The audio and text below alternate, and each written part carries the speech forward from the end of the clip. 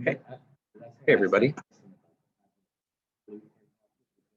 This is our last session, and session 7 of Harmonic Experience.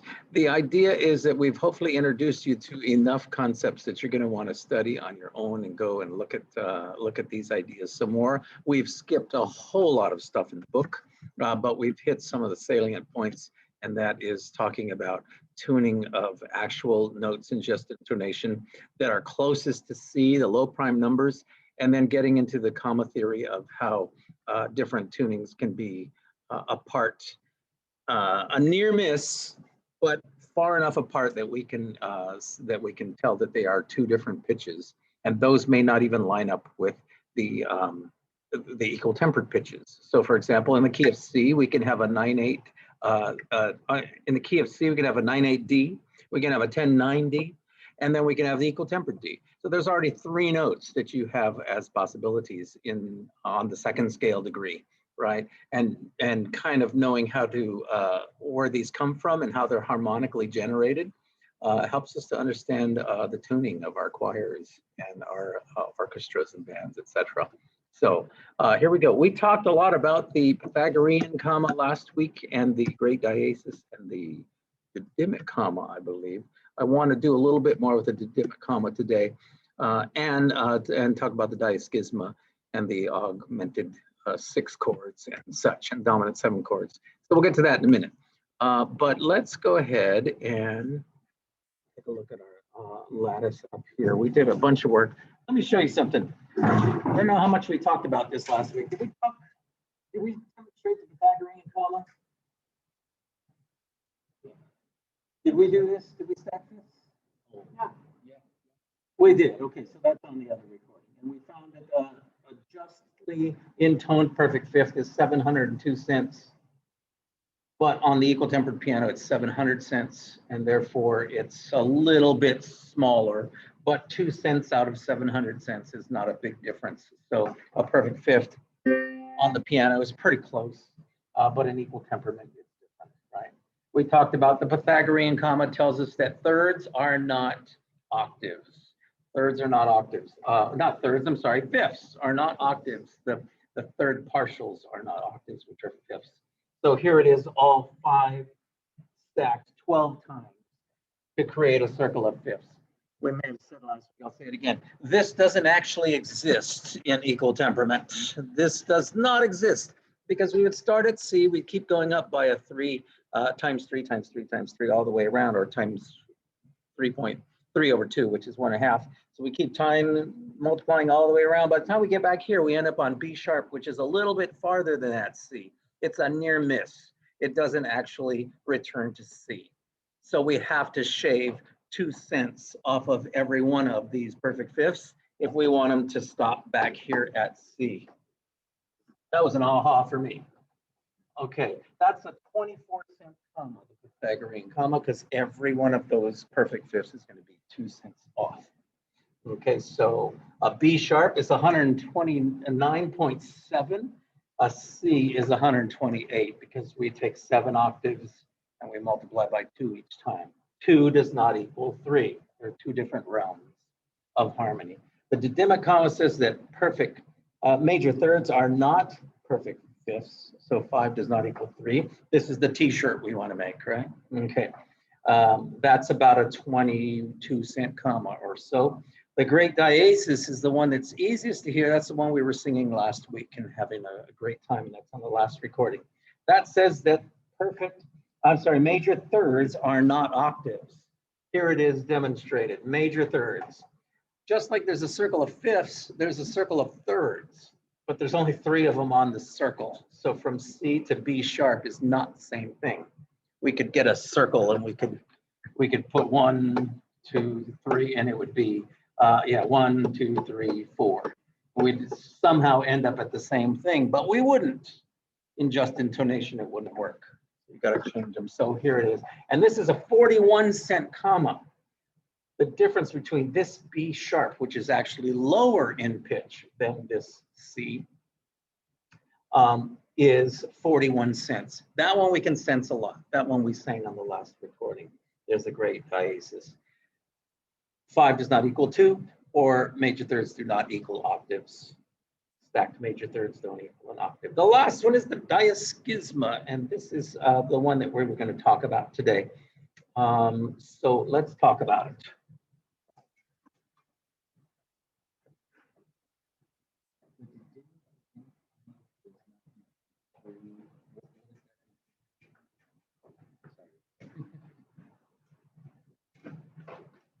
The didymic comma 5 does not equal 3, or major thirds do not equal perfect fifths. So here's the didymic comma. D to D, the 9/8 to the 10/9. This one, if we move it to the key of C, there's an E here, but there's also an E way over here. There's an E way over here, right? And what's the ratio of that E? 3 times 3 times 3. What's 27 times 3? Someone who's quick with math.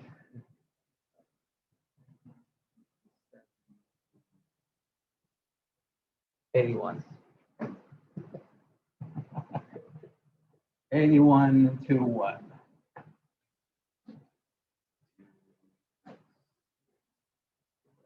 One, yes. Too high. 81 to 64 E. Okay. That E is not this E. So a major third is not the same as 1, 2, 3, 4 perfect fifths. 3 does not equal 5. 3 does not equal 5, or 5 does not equal 3 either way, right? That's the didymic comma. We see at least 3 didymic commas in relatively simple harmonic passages in music. So now this is in the key of C. Let's look at the D to the D. I got a 9/8 D and I got a 10/9 D. Which one do I sing? Which one do I play on my violin? I play the one that sounds best with the context that I'm in. So this would sound good in a subdominant context, FAC, and that's a fact. D minor connected to F. So the subdominant side, I'm going to be doing this 10/9D, which is lower in pitch. But if I'm in a dominant context, GBD, this is the D I'm going to be doing because it matches with this G by a perfect fifth, and our ear likes the low prime ratios. So I'm going to go for the third here, or the third partial, perfect fifth. And so that's the D I'm going to use. That's the didymic comma. Which one do I use? The difference between here and here is about 21 cents, 21, 22, something like that. It's about a quarter tone. So which D do I sing? I have to look at the context. Which D does my choir sing? Which do I get them to sing, even though I'm not going to explain all this to them? So how do I get them to do it, right? I change my conducting gesture. I tell them to relax their voice a little bit. I try and get them to hear the tuning of the G to the D. Here, match this note.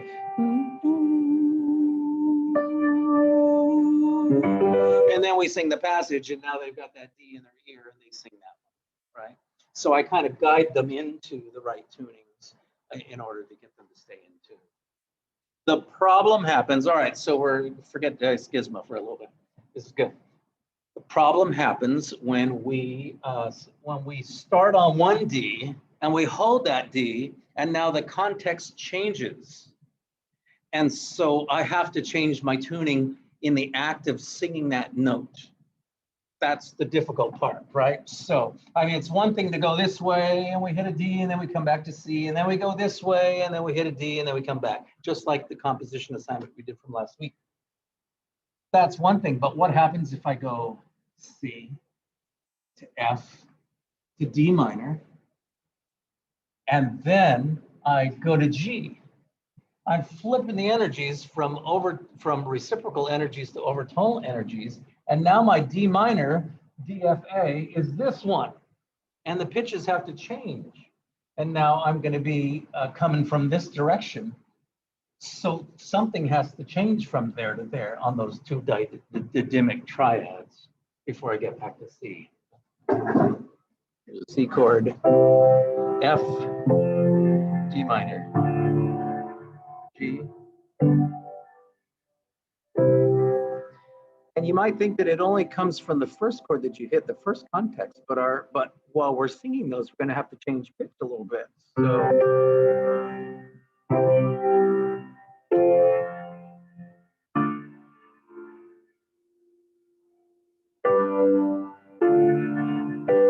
there's my D minor connected to G. Here's my D in the minor connected to F.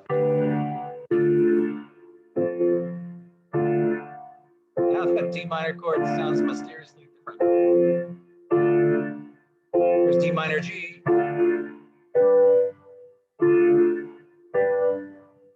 It's got a different feel to it. D minor G, D minor F.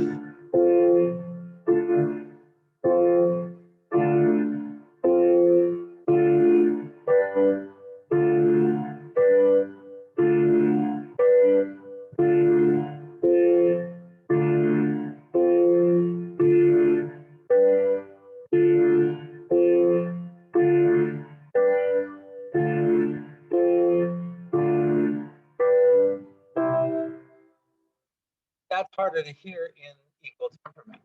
But if we sing an exercise like that, maybe we could come up with something that's going to sound that really lets us hear that quarter tone difference. Okay, so if you jump to page 272.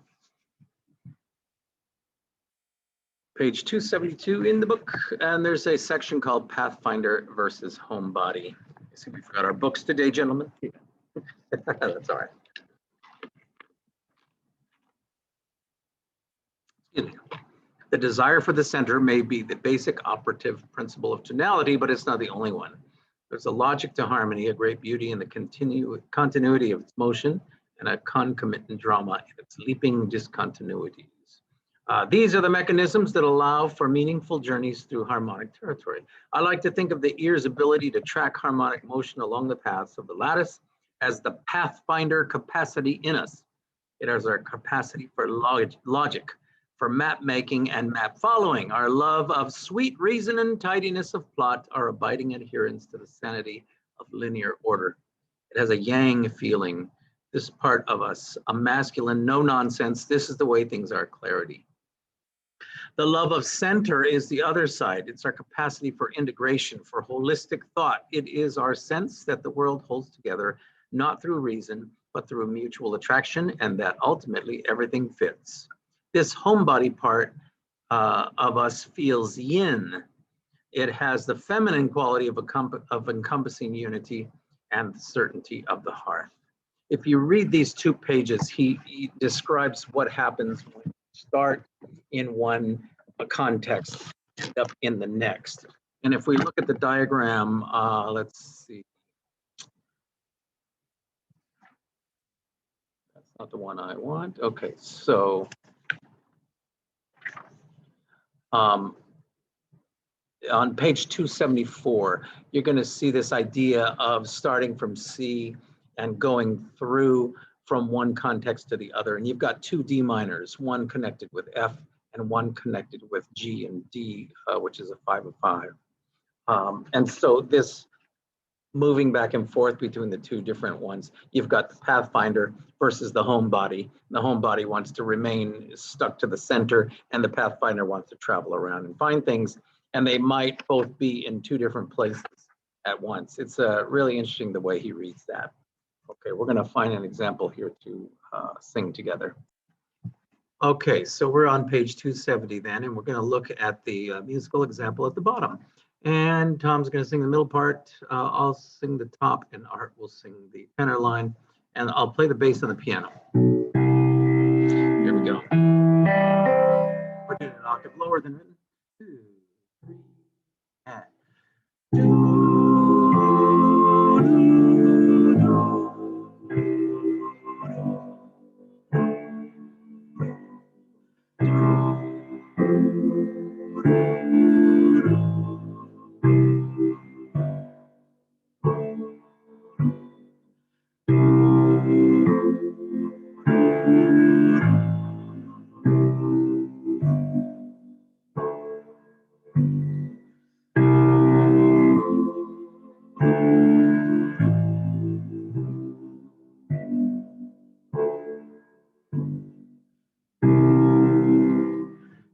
question is, does the first chord of bar 2 and the first chord of bar 4 sound different?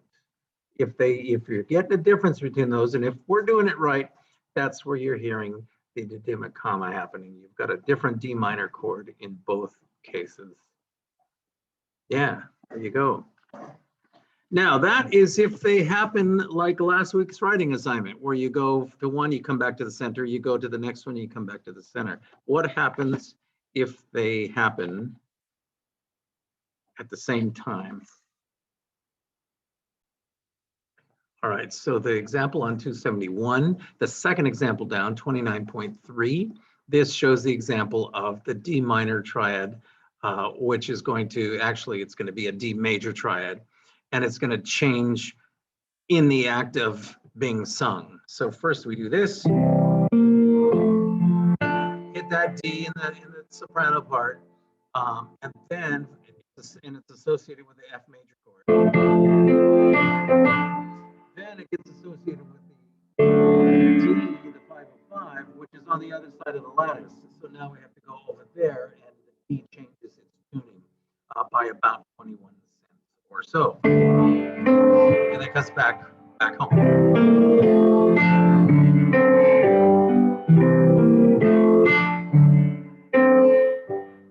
You can sense it in equal temperament. Of course, it doesn't change pitch when we sing it.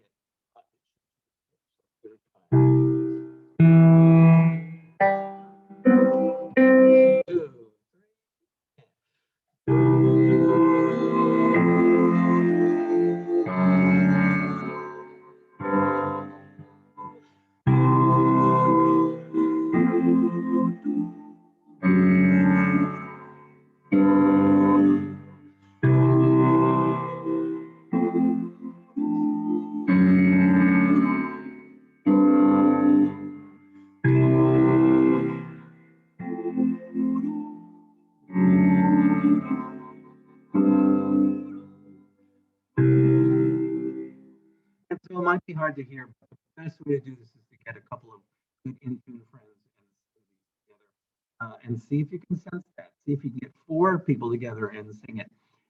Then you're not relying on the piano tunings at all. And if you can hear that D change. I hear the first D is very low. I hear the second D as higher, or the held over D, but then my voice kind of rides with it up a little bit. I know I can sense that more if I practice it more.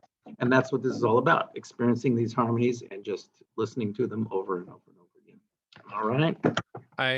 I wonder if you can, I mean, I guess it'd be interesting to compose something for a choir, knowing that your choir has either an affinity for or trouble with holding notes over those chord changes.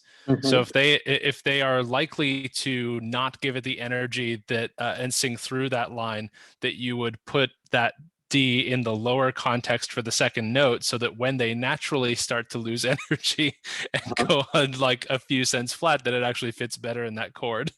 That's very smart thinking, and yeah, the comma works in both directions. There's no reason why you have to go to the subdominant side first. Yeah, absolutely. All right, let's jump over to the diaschisma.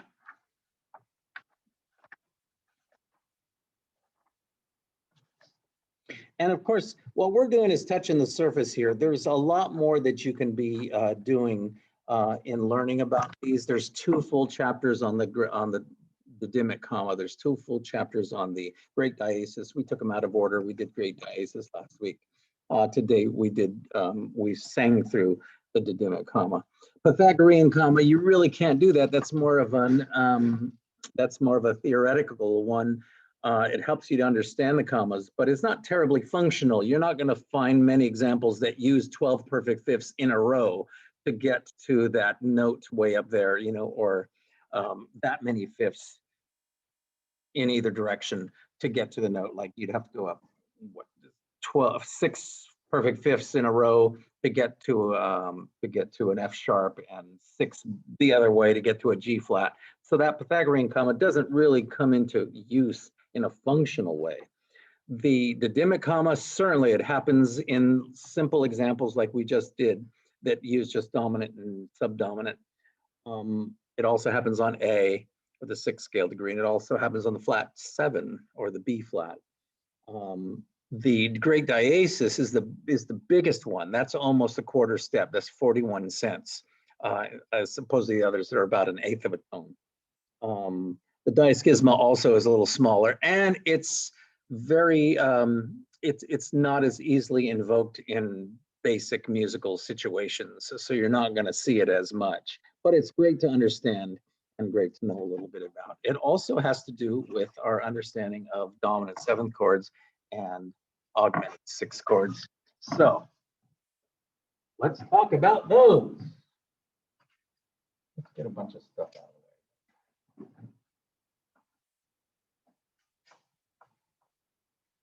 This is what I talked about. I'm going to draw it again, but let me take it out for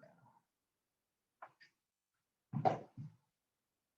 The logic we've been talking about is that things, the ear wants to hear things closer to C. Actually, it really kind of comes down to wanting to tune to perfect fifths and major thirds.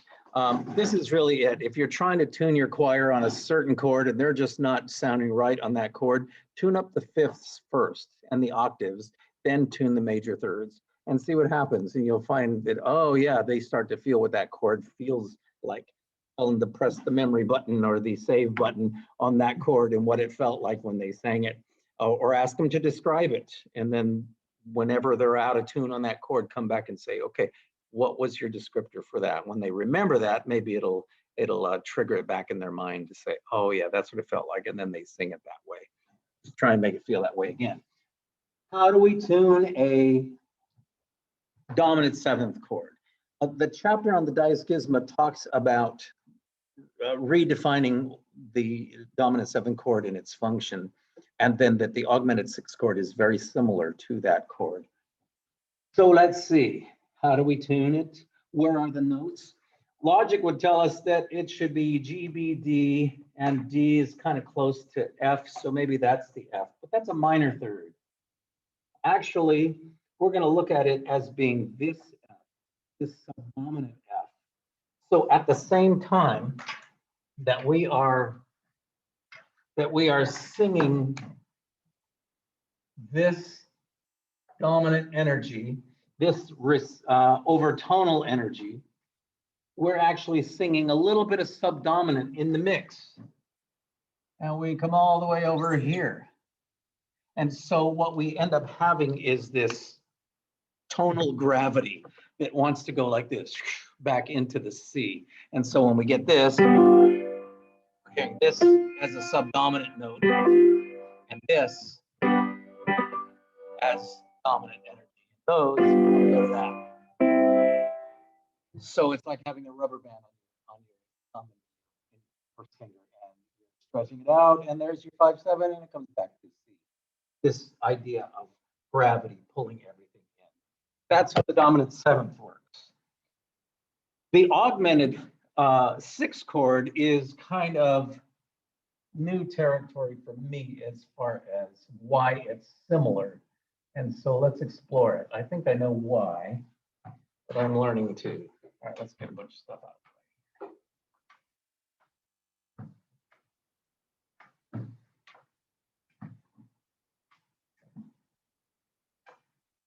Keep practicing writing your ratios because it's good to do it over and over again so you don't have to think about it so much. And you realize that those notes are different. Okay, here's our simple lattice. Extend it a little bit here and there. Okay. Augmented 6th chord. No, let's not go there yet. Let's just look at the shape of the diaschisma. The diaschisma says that 3 times 5 is not equal to 2.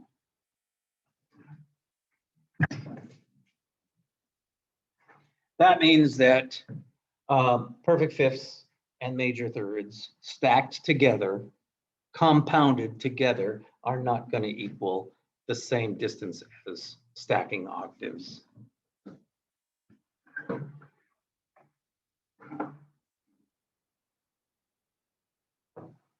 Let's look at G flat and let's look at F sharp. G flat isn't really in the realm of F sharp or of the key of C. G flat's kind of getting too far away. It's in the overtonal side. It's just as far away as F sharp is, but it's getting more and more reciprocal, and reciprocal is harder to hear than is overtonal. So the path from F down to major third, let me use the other color.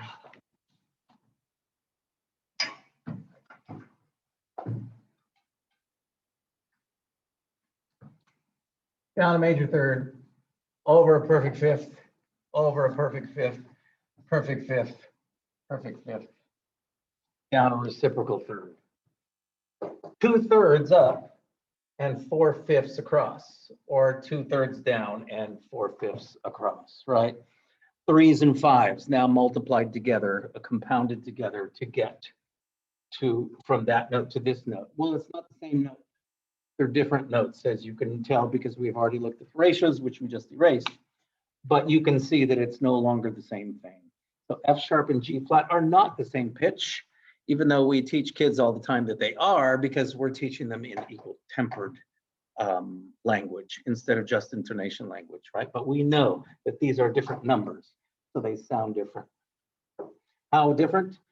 About 1/8 of a tone, about 22 cents or so. I don't remember the exact number. All right, so let's talk about augmented 6 chords. Let's see if I need any more.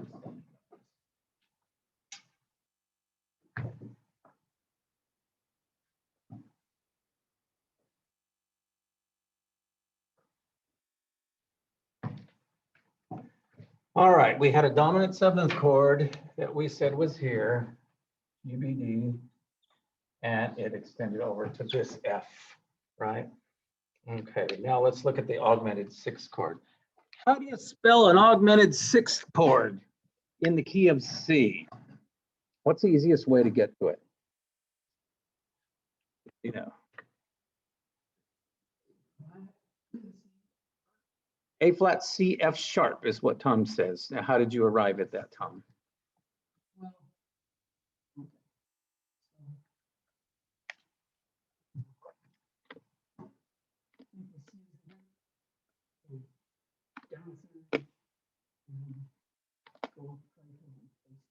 Very good. Okay, so Tom says he thinks of C as the root, and there is the crux of the whole creating augmented 6 chords. Some classes will teach you that the chord is a borrowed flat 6 from minor, which is a major triad, right? In the key of C minor, the 6th chord would be A flat, a major chord, right? So that would be like an A flat. And then they would say, okay, but you're going to sharp the 6. So it's like a flat 6, sharp 6. And this is very confusing, because what this is telling you is that in augmented 6 chord, which is spelled A flat, C, F sharp, these are the notes. They're telling you that A flat is the root with this kind of terminology, and A flat is not the root. I prefer to call it what my teacher George called it. He says it's the generating tone. The generating tone, so this is not it. The generating tone is the tonic. Just like in the dominant 7th chord, which is split with splitting both energies, you're splitting both energies for the augmented 6th chord. And here it is. You go down to the A flat from C, you go up to the F sharp this way, and you're actually centered around G, beautifully around G, but your generating tone is a C, major third down, 2/5 and a third up to get to the F sharp. So you have to think of C as being the generating tone. And a shortcut way is to think, what is the dominant of the key? The dominant of the key is G. So go up a half step up from G and go a half step down from G, and you've got it. There's your spelling. C, which is the name of the key, half step below the dominant is F sharp, and a half step above is A flat. There's your spelling. A flat, C, A flat C, F sharp. Now we call this the Italian, and there's no real reason that I know of why they call it Italian, French, and German augmented six chords. They just named them that way at some point in history, and we stick with it, but it really doesn't mean anything. So look at page 321, and we can see the three different types of augmented six chords. Now, actually, look at page 320. Let's look at this first.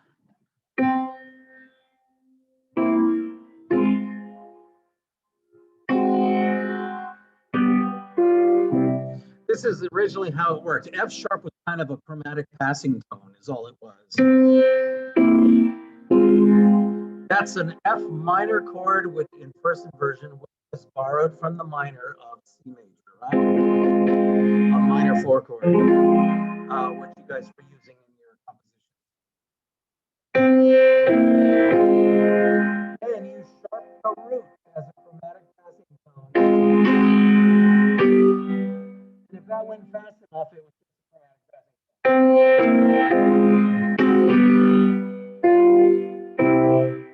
But if you slowed it down and it started to become historically, it started to become its own harmony. This became this.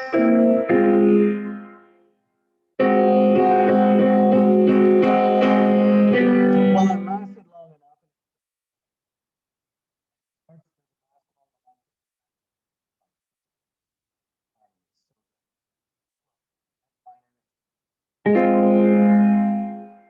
Minor 4 chord bar.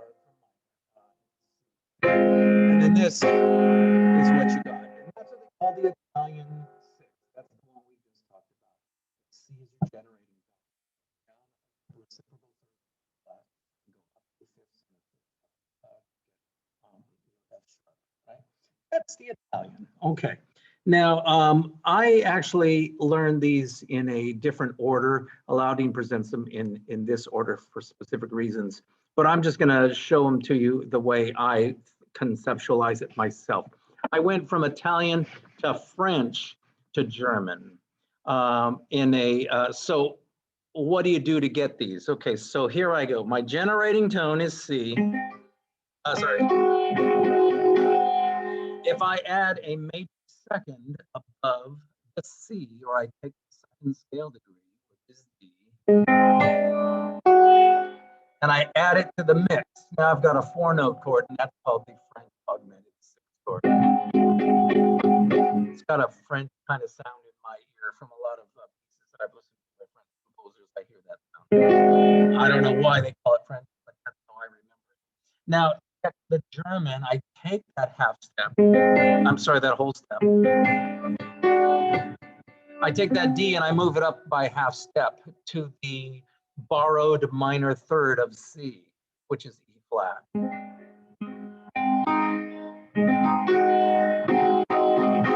And now I've got the German augmented 6 chord, right?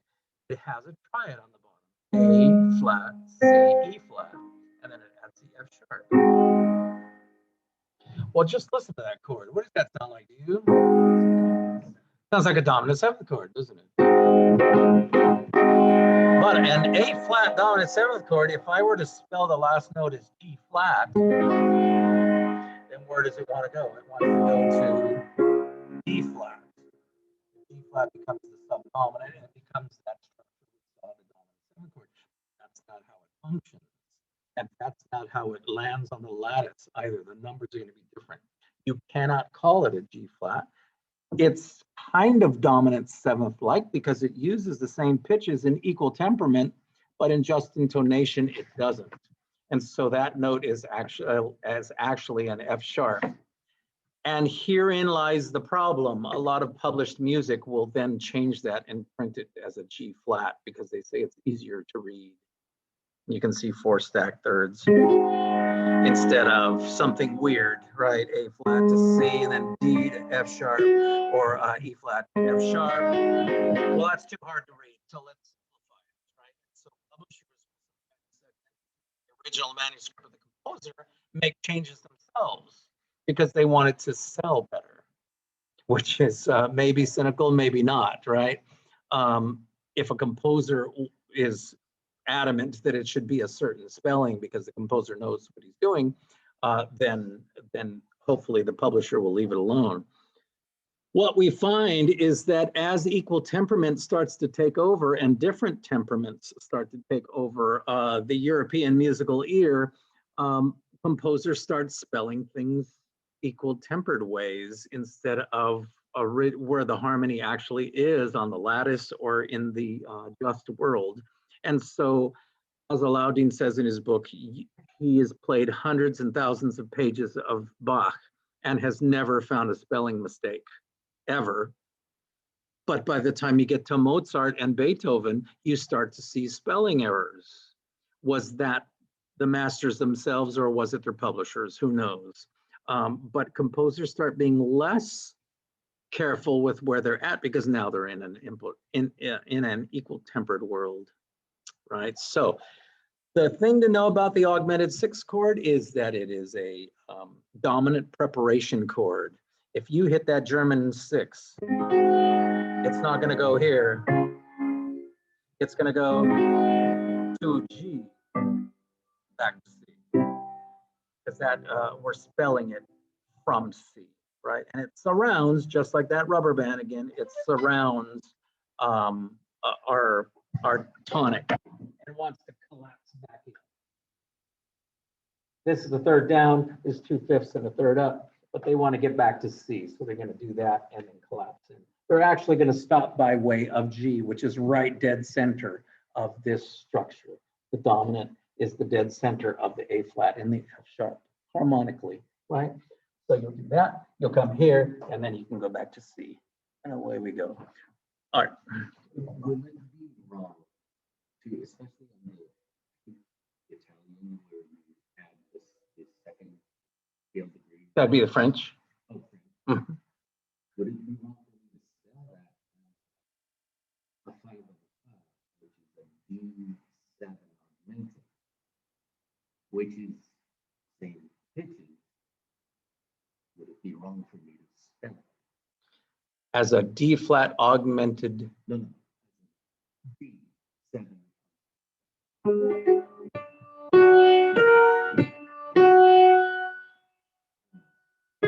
sorry. And like a AUV F sharp, A flat, C. You're calling that a D7 flat 5, right. right? Okay. You will see it written that way, particularly in jazz charts. But one of the points that Alaudin makes in the book very often is that jazz doesn't always get the nomenclature right.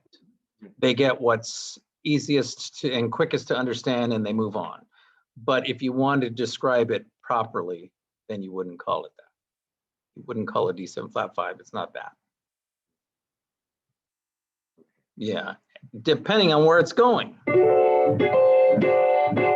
Yeah. If that's going to go to the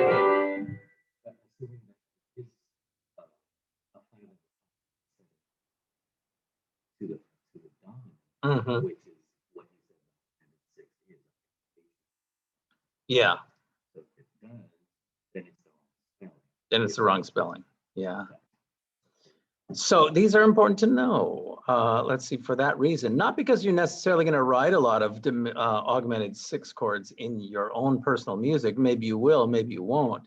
But it harkens back to the way music has developed, and it's nice to know these things and to know how they functioned in music, especially when you're performing music of the great masters from Beethoven on. I mean, even as far back as Bach. So there's the Italian. There's the French. I'm sorry. Here's the Italian.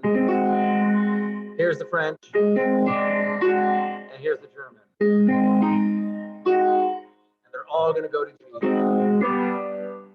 And then back to, and then back to C, right?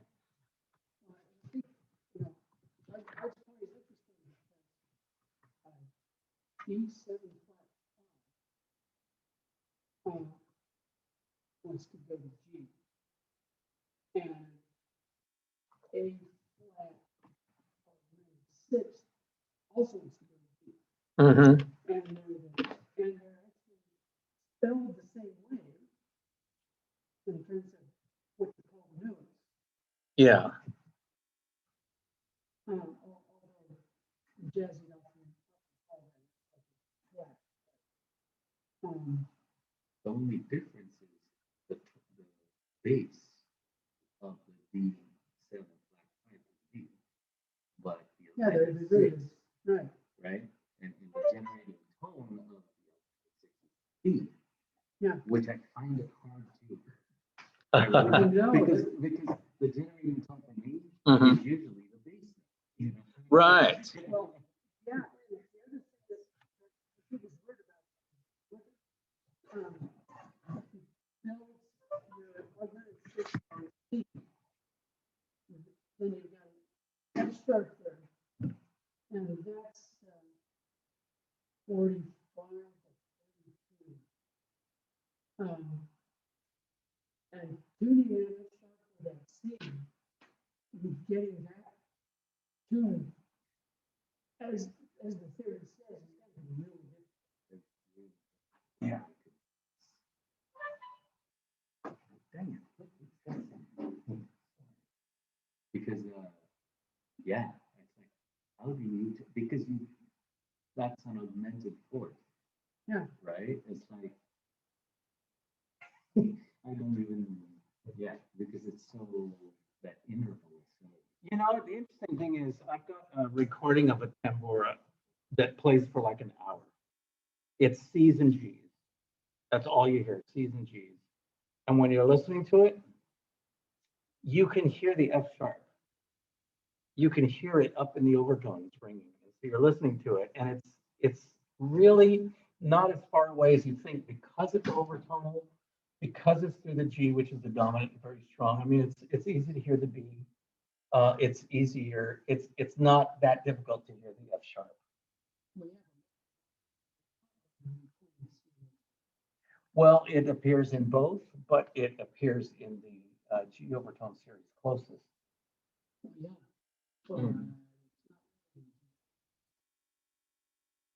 Well, it is just the way B is in the C overtone series. B is in there. It's not a low prime. It's way up. It's like the 14th partial or something like that. Yeah. It's way up. So what makes the tambura that you could hear those partials really high up? What is it about timbre? Well, that is a great question. And we're going to go to that next. Because compared to Right. just one. Okay. All this about augmented six chords is to say that they do allow you to invoke the diaschisma within your music. So I would tell you that if you're interested more in this, besides just knowing it theoretically, get in there and play those exercises in the chapter of the diaschisma, which is I think chapter 33 or so, 32. And that takes you to the end of the discussion of the different commas and how they function in tonal harmony. Okay, and we're going to end our studies there. What is beyond? This is third partials and fifth partials. This is perfect fifths and major thirds. This is what we've been studying on the assumption that the ear likes to tune to those low prime ratios and their compounds, and how receptive our ears are to those sounds and feelings. There are other kinds of commas, and there are other kinds of low primes, like the septimal comma, right? When you go,